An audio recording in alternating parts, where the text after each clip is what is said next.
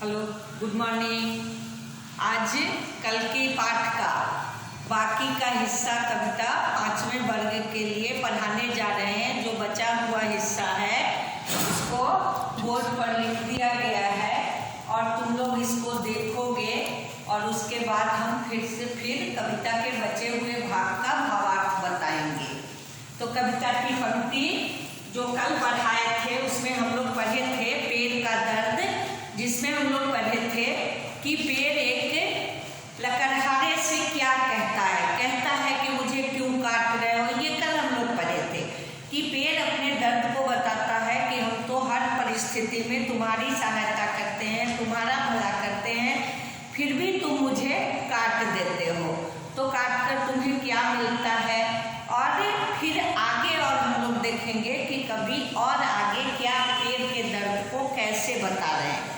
तो कभी आगे पेड़ के दर्द को बताने के लिए कहते हैं कि स्वयं धूप में तपकर तेरा ताप मिटाता रहता हूँ, अर्थात स्वयं धूप में जलकर खड़े रहकर और मैं तुझे तो तेरी गर्मी को मिटाते रहता हूँ, तुझे छाया पहुँचाते रहता हूँ, अंदर अंदर रोता फिर भी बाहर गाता रहता हूँ। अंदर से तकलीफ होती है धूप में पूरे दिन खड़े रहने में, तेज धूप हो, आंधी हो, बारिश हो, वो सब सहता है, फिर भी वो दूसरों के लिए गाते रहता है, वो खुश रहता है दूसरों को खुशी देने के लिए। तो कभी पेड़ के रूप में अपनी भावनाओं को कैसे बता रहे हैं, यहाँ हम लोग इसको देख रहे हैं। तेरे नन्हे मुन्नों को निज छाया तले झुलाता हूँ। आगे कभी कहते हैं कि पेड़ कह रहा है लकड़हारे से कि तेरे नन्हे मुन्ने को, तेरे बच्चे को अपनी गोद में छाया तले झुलाता हूँ, मीठी मीठी लोरी गाकर अपनी गोद में सुलाता हूँ। और मीठी मीठी लोरी गाकर उसको अपनी गोद में सुला लेता हूँ। ठंडी छाया में बच्चे सो भी जाते हैं, पेड़ की छाया तले गर्मी के दिनों में खेलते खेलते सो जाते हैं। तो पेड़ उसके लिए कह रहा है कि नन्हे मुन्नों को निज छाया तले झुलाता हूँ, अपनी छाया के तले उसे झुलाता भी हूँ और लोरी गाकर उसे सुलाता भी हूँ। आगे देखें, अपने हर दुख की औषधि तू मुझसे ही पाता है। आगे हम लोग को पेड़ बहुत सारा चीज देता है, जिसमें वो फल फूल, छाया, हवा, शुद्ध हवा, वर्षा कराता है, बाढ़ रोकता है, इसके साथ साथ वो हमारी हर बीमारी का दवा भी देता है। तो इसलिए कहता है कि तुम अपने हर दुख की औषधि दवा तू मुझसे ही पाता है, तू तो मुझसे ही पाता है, और काट गिराता है मुझको ही, तू मेरा ही खाता है, और मुझको ही काट कर गिरा देता है और तू मेरा ही दिया खाता है। पेड़ पौधे ही हमारे खाने की वस्तु को देते हैं, ज़्यादातर हम लोग पेड़ पौधे से ही प्राप्त करते हैं। तो इसीलिए वो कहता है कि तू मेरा ही खाता है और मुझे ही काट कर गिरा देता है।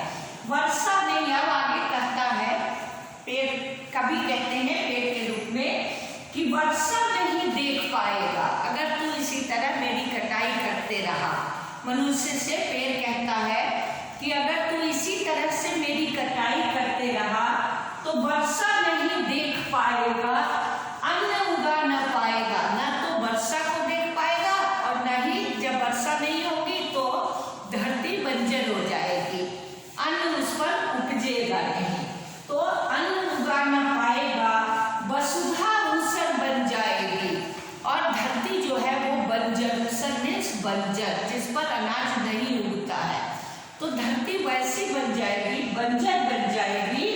और फिर बतला क्या खाएगा, तो जब धरती बंजर बन जाएगी, वर्षा नहीं होंगे, अन्न नहीं उपजेगा, तो बताओ कि खाओगे क्या, देख न पाएगा बसंत को, और जब कुछ नहीं होगा तो फिर बसंत ऋतु भी नहीं आएगी, प्रकृति में हरियाली नहीं होगी, अच्छे अच्छे फूल नहीं खिलेंगे, मतलब बसंत ऋतु को भी नहीं देख पाएगा और आने वाली बाढ़ को, विभीषिका को भी नहीं रोक पाएगा, बाढ़ रोक न पाएगा, मुझे काट देगा पगले तू, जीते जी मर जाएगा।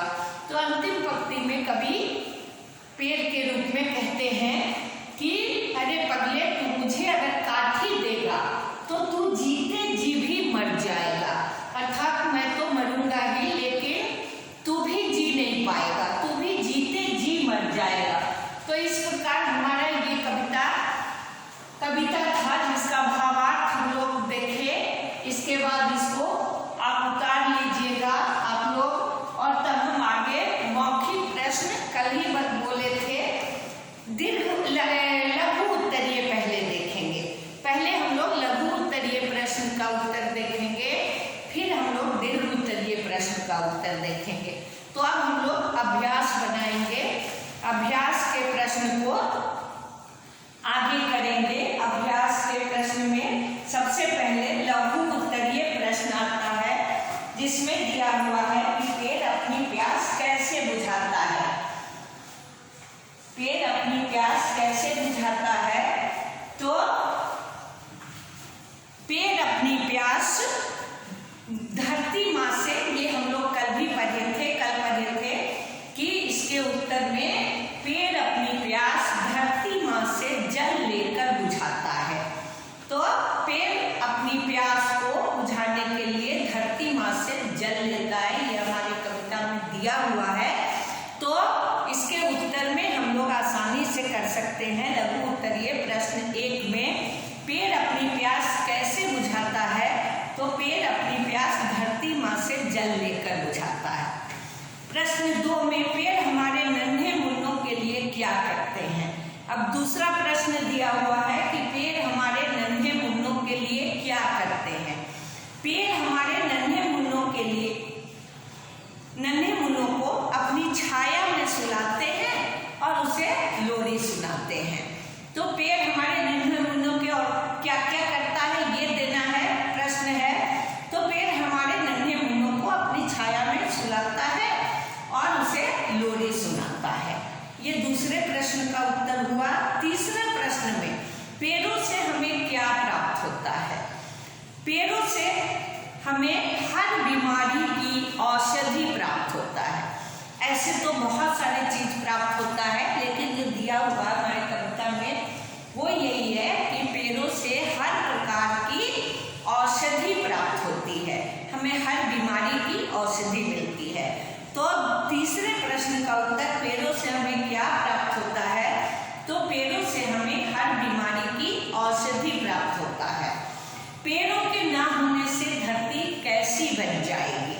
अगर ये प्रश्न में है कि पेड़ अगर होंगे नहीं तो फिर धरती बन कैसे जाएगी, कैसी जाएगी? तो पेड़ अगर नहीं होंगे, तो अभी हम लोग पढ़े हैं कि पेड़ अगर नहीं होंगे तो धरती बंजर बन जाएगी। अभी तुरंत हम लोग पढ़े हैं कि पेड़ ऊसर बन जाएगी, अर्थात धरती बंजर बन जाएगी। तो पेड़ के ना होने से धरती बंजर बन जाएगी, ये कविता में दिया हुआ है। जो भी प्रश्न हम लोग जानते हैं, पहले भी पढ़े हुए हैं कि प्रश्न जो भी होता है वो कविता से संबंधित होता है।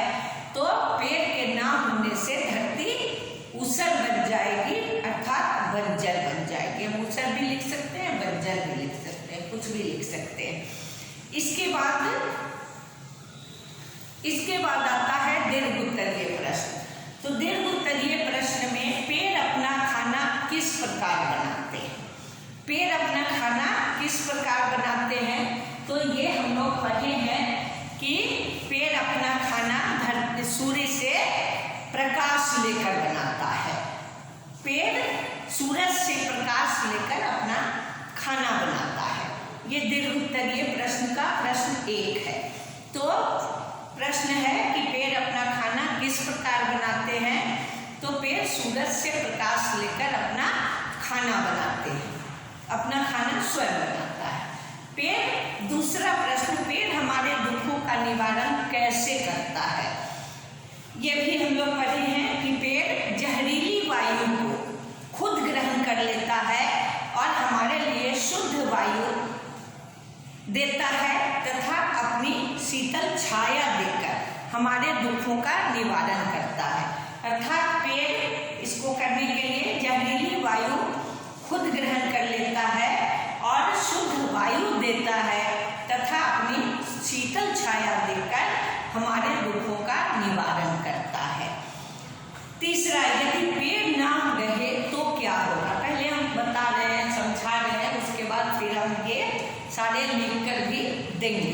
तो पहले हम प्रश्न के उत्तर को बता दे रहे हैं, जैसे बताते आए हैं, पढ़ाते आए हैं, उसी तरह से पहले सारे प्रश्न का उत्तर समझा देते हैं, उसके बाद देखते हैं।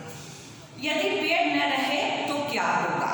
अब प्रश्न अगला दिया कि यदि पेड़ ना रहे तो क्या होगा? तो अभी हम लोग पढ़े हैं, कविता के भावार्थ में पढ़े हैं कि यदि पेड़ ना रहे तो ना वर्षा होगी,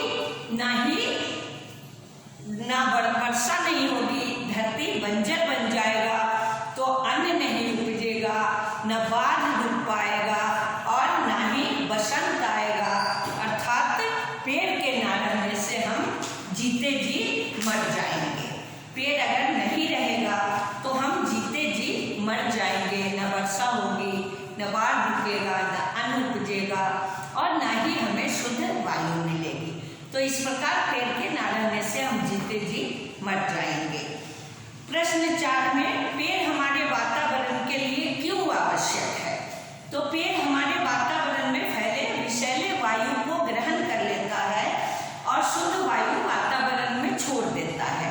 तो इस प्रकार पेड़ हमारे वातावरण के लिए बहुत ही आवश्यक है। ये हो गया हमारा लघु उत्तरीय और दीर्घ उत्तरीय, दोनों प्रश्न के उत्तर हो गए। इसके आगे सही उत्तर पर निशाना लगाना है, सही सोचकर करना, तो वो आप लोग